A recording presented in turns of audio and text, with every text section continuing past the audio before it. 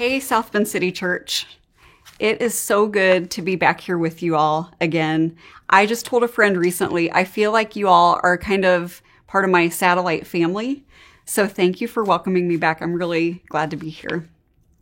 So recently, Jason reached out to me and told me a little bit about this series and invited me to be a part of it.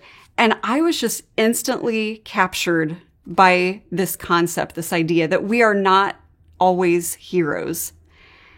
I would say we're not often heroes. And this is a narrative that we just resist. We might be familiar with the stories throughout the Bible about somebody like Moses, who was the mouthpiece of God. He was called to lead God's chosen people, despite having some really real deficits around communication and speech. We hear these stories about God's kingdom being built and continuing to be built around ordinary people and their smallness and their limitations. And we know in our heads that that's how this works, but we would rather not be those people. We would rather have the shinier story. This series strikes right to the heart of who we are. We are regular people with real world problems and personality flaws. We make a mess of things, yet we are still wholly loved by God. To be close to God is to exist near to the ground. A friend of mine once said, God's best gifts are usually found on the lowest shelf. And so today we are going to talk about Jonah. The story of Jonah is one that is really sort of embedded into my history as someone who was raised from the beginning in evangelical churches. A child will not quickly forget the tale of a man being swallowed by a big fish for disobeying God. It got my attention and it stuck. And that's the version I was given. That's really the only version I was given. That's what stuck for a long time for me. I was encouraged to imagine how scary it must have been there in the belly of that fish. How stinky, how disgusting, how humiliating. The takeaway was don't disobey God ever. And I'm not here to say that that's bad advice. I just think that to focus so much on the fish, so to speak, is to miss the larger point. It was always hard to imagine myself sitting in the rib cage of a whale. But it's not hard at all to imagine myself as someone who thinks I know better than God, or who takes liberties at reinterpreting what God is asking me to do, or who believes I can outsmart or outrun God. That's very familiar to me. To quickly recap the story, God tells Jonah to travel to a city called Nineveh and announce God's judgment upon it because of its relentless wickedness. Very dramatic story. Jonah decides he would just rather not.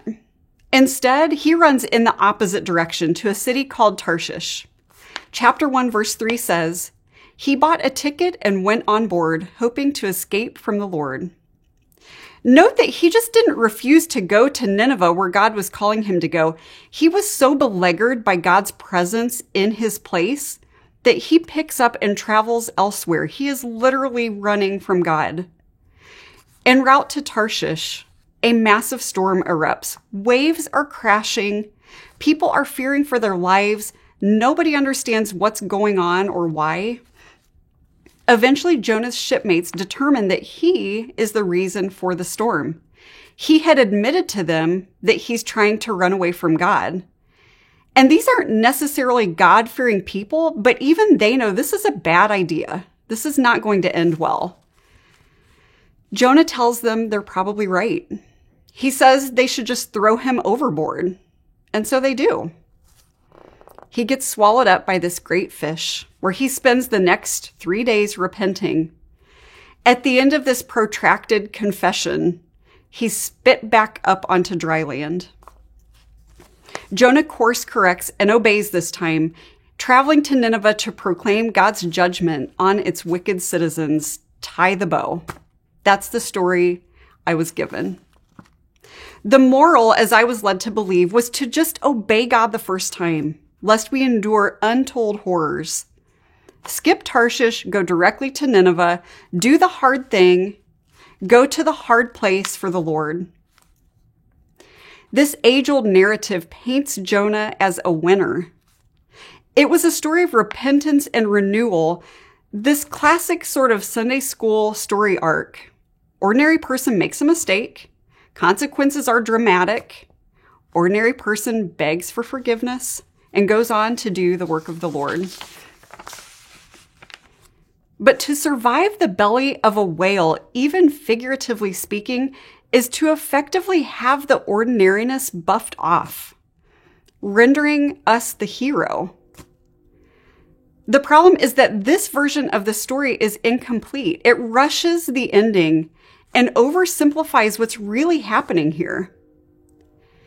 Eugene Peterson says the story of Jonah is a story of disobedience followed by obedience. But he notes that neither of these postures end well for Jonah. That's not a story we are familiar with. We don't hear stories often of these biblical heroes who, even in their obedience, mess things up and get it wrong. After the fish, Jonah regroups. He makes the journey asked of him. He announces the utter demise and destruction of the city. And this is a warning the Ninevites aggressively heed. They immediately set to work lamenting and repenting. They set out to make things right.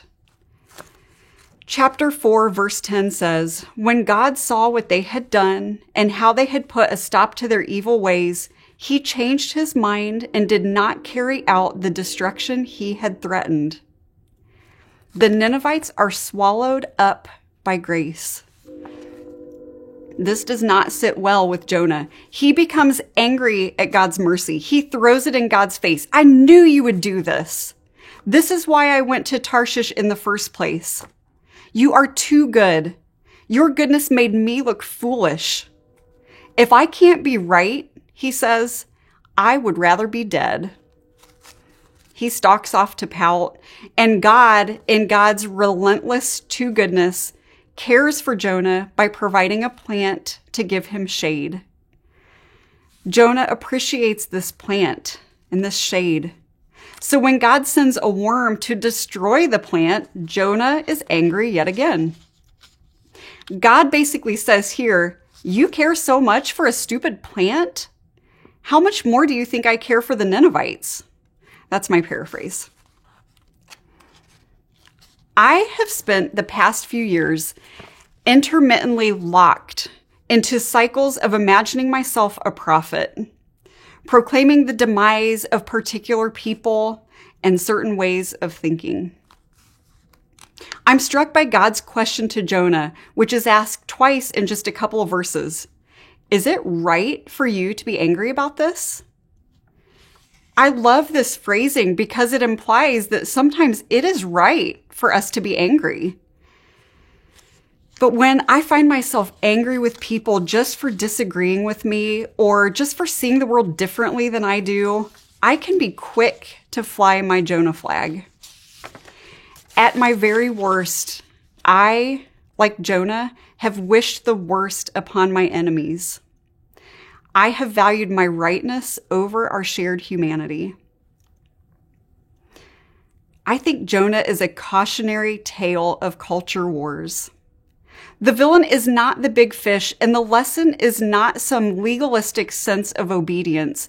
The villain is me and my self-righteousness. The object lesson here is humility. We can be so quick to forget our own unfaithfulness, so eager to play God, deeming ourselves deserving of the mercy and shade of God, but not our enemies. Eugene Peterson wrote, "I take it as a given that all of us would prefer to be our own gods than to worship God."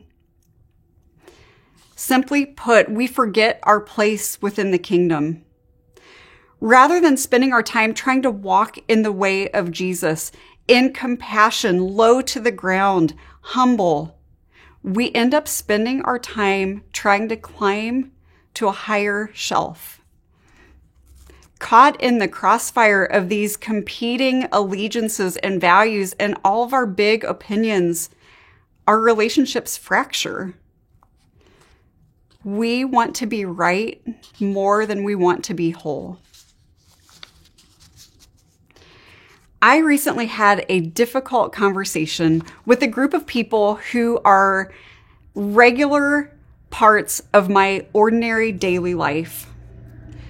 It was a topic that has come to be polarizing and maybe even controversial, and I was the one who had raised this concern. So while I didn't expect this discussion to be breezy, I was completely unprepared for the amount of pushback I would get. I was unprepared for how alone I was going to feel. Seeing that this wasn't going to move at all in the direction I had hoped, I thanked the others for their willingness to hash it out, and I dropped it. But as the day wore on, it just didn't feel like it had even been worth it to bring it up. And as time passed, this anger bloomed inside of me. I could only imagine that they felt the same way about me. We had revealed ourselves to be in deep, fundamental disagreement about something that is important to all of us, but in really different ways. Maybe we had even revealed ourselves to be enemies. So now what? I groused about it to my husband and to God. I even sulked for a while like Jonah. When it was time to face my newly identified enemies again, I dreaded it. I wanted to run to Tarshish. Instead, I obeyed in that grudging, legalistic way, planning to just lay low and ride out the storm. Here's what happened instead.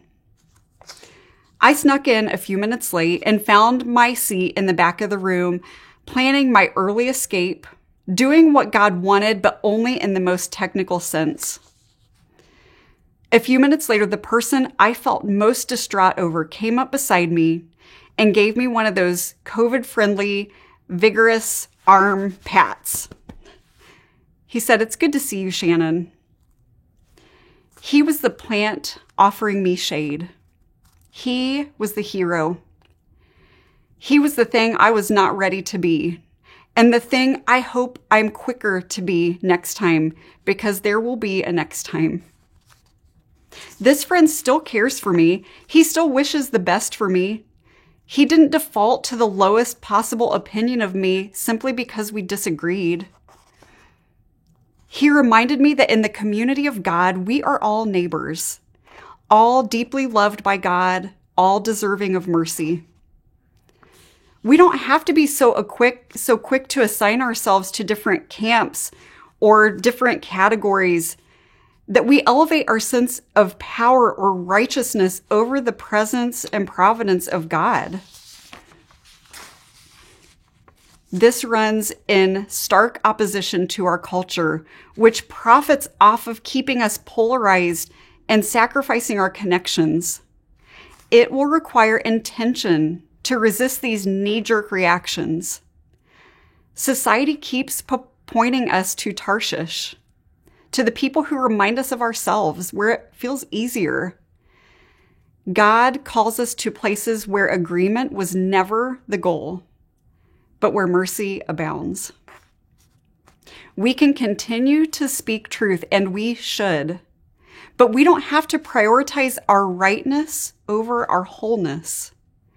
We don't have to surrender to our shadow Jonah side, angry that God continues to love and root for our perceived enemies.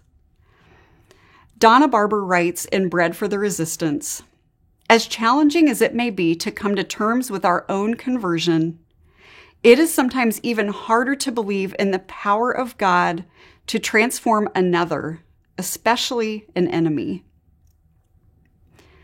This is faith. This is surrender. This is what it means to be villains after God's own heart.